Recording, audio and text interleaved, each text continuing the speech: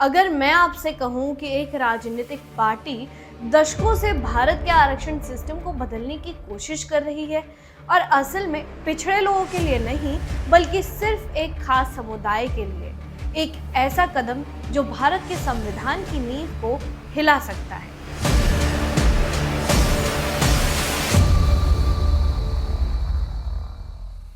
कांग्रेस के आज भी जाति की पॉलिटिक्स पर दौड़ लगाने पर पैर नहीं थकते।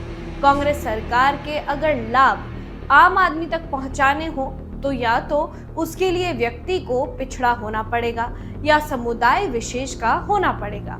इसे जानने के लिए देखते हैं कि कैसे कांग्रेस ने आरक्षण से अपना वोट बैंक मजबूत किया। कांग्रेस ने सालों तक मुस्लिम आरक्षण लागू करने के लिए सीधे और उल्टे दोनों तरीकों से प्रयास किया।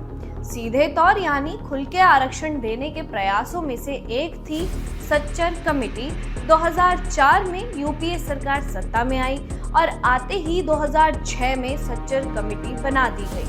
सच्चर कमेटी का मकसद था ये दिखाना कि भारत में मुसलमान कितने पिछड़े हैं। रिपोर्ट में मुस्लिम समुदाय की हालत को अनुसूचित जाति और अनुसूचित जनजाति से भी बदतर दिखाया गया। भारत में मुसलमानों की सामाजिक, आर्थिक और शैक्षिक स्थिति का अध्ययन करने के लिए समिति की अध्यक्षता दिल्ली उच्च न्यायालय के पूर्व मुख्य न्यायाधीश राजेंद्र सच्चर ने की थी, जिसका समाधान था आरक्षण। ये रिपोर्ट 403 पन्नों की थी, जिसमें भारत में मुसलमानों के ओवरऑल डेवलपमेंट के लिए सुझाव और समाधान दिए गए थे। वहीं कांग्रेस ने दूसरा आरक्षण का खेल खेला था आंध्र प्रदेश में, जहां 2004 में कांग्रेस सरकार ने मुसलमानों को 5% आरक्षण देने की कोशिश की। इसमें मजे की बात यह है कि हाईकोर्ट ने इसे असंवैधानिक करार देते हुए रद्द कर दिया, लेकिन कांग्रेस ने हार नहीं मानी।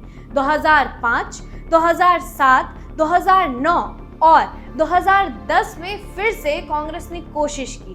4 बार कोशिश की गई और हर बार अदालत ने इसे खारिज कर दिया, यानी रिजेक्ट कर दिया। लेकिन कांग्रेस को इसकी परवाह नहीं थी, क्योंकि कांग्रेस के लिए यह न्याय का नहीं बल्कि वोट बैंक का खेल था। फिर आता है साल 2012। 2012 में उत्तर प्रदेश चुनाव से ठीक पहले कांग्रेस सरकार ने ओबीसी कोटे से 4.5% मुस्लिम आरक्षण निकालने की कोशिश की, लेकिन सुप्रीम कोर्ट ने इस पर रोक लगा दी। वजह यह थी कि कांग्रेस का आरक्षण देने पर कोई ठोस डेटा नहीं था और ना कोई कानूनी आधार। लेकिन कांग्रेस अपनी रणनीति से हिली नहीं, यानी आरक्षण के नाम पर मुस्लिम तुष्टीकरण चलता रहा। अब देखते हैं कि बिना हंगामा किए कैसे कांग्रेस ने मुस्लिम आरक्षण को अप्रत्यक्ष रूप से बढ़ावा दिया। इनमें सबसे पहले बात करेंगे कैसे मुस्लिम जातियों को ओबीसी सूची में शामिल किया गया। कांग्रेस सरकार ने कई मुस्लिम जातियों को ओबीसी कैटेगरी में जोड़कर उन्हें आरक्षण का लाभ दिया। इस बात का अंदाजा आप इस बात से लगा सकते हैं क्योंकि अकेले कर्नाटक में 36 मुस्लिम जातियां ओबीसी आरक्षण का फायदा उठा रही हैं। यानी कांग्रेस ने जाति आधारित आरक्षण की आड़ में धर्म आधारित आरक्षण को लागू किया। अब आते हैं 1986 में शाहबानो केस पर। शाहबानो एक मुस्लिम महिला थी जिसे उसके शौहर ने तलाक दे दिया था। इस बूढ़ी महिला को उसके शौहर ने गुजारा भत्ता देने से इनकार कर दिया था। सुप्रीम कोर्ट ने इस मामले में फैसला दिया था कि मुस्लिम महिला को गुजारा भत्ता दिया जाए।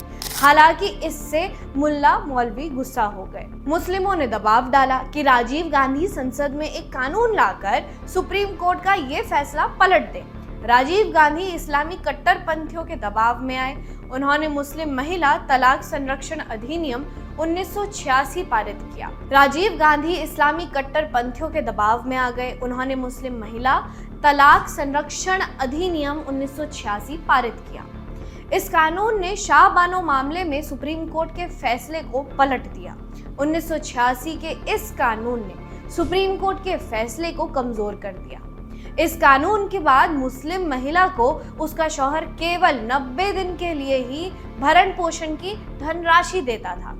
इस कदम ने स्पष्ट कर दिया था कि कांग्रेस देश के भीतर हिंदुओं और मुस्लिमों के लिए समान कानून नहीं चाहती। कांग्रेस की तुष्टीकरण की राजनीति का ही असर है कि आज तक 3 तलाक की समस्या खत्म नहीं हो पाई है।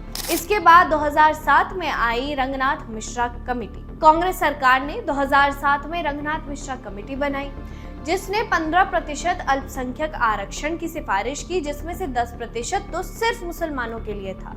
हालांकि इसे लागू नहीं किया जा सका, लेकिन कांग्रेस की नीयत यहाँ तो साफ दिख ही रही थी।